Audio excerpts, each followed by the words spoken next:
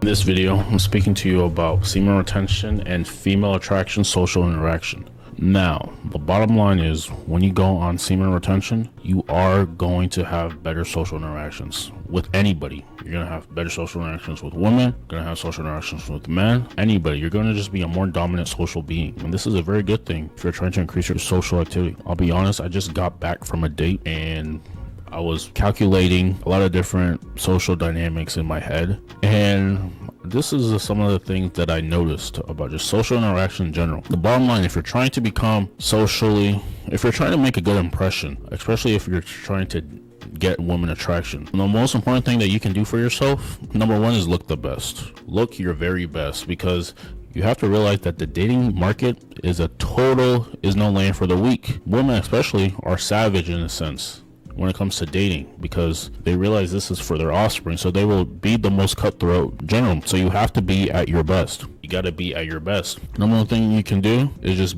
work on your physical attraction. That's the first impression that anybody gets when they are contemplating about doing anything with you, is your physical attraction as a man. This is the number one thing that can get your foot in the door. Now, this is not everything, but this is definitely something that a lot of people hold to high regards.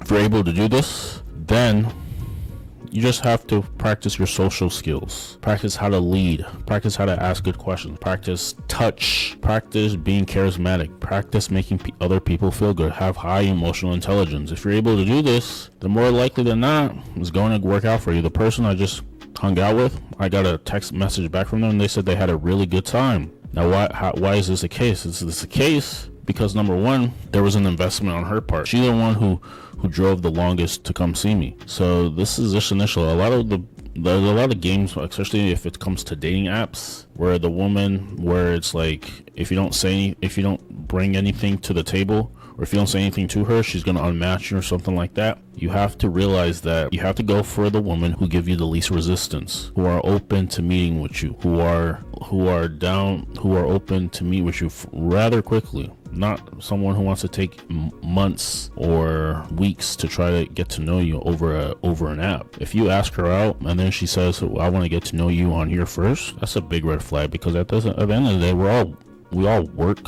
we all have to do things. So we're not gonna work, especially if we're all adults. Like, we're not gonna go back and forth trying to message each other on an app, trying to get to that's what the date is for. So anybody who tells you this at the beginning, just cut them off, because it's not worth your time. You are a high value man. You are trying to get somewhere, and you do not have time to be trying to see who is relevant over an app. You just have no time for that. You have things to do. So what you have to realize. So like I said, a lot of women, they do this.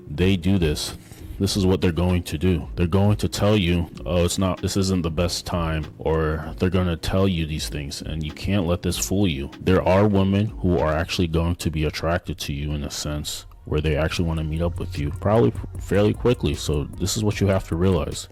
This is how you have to be.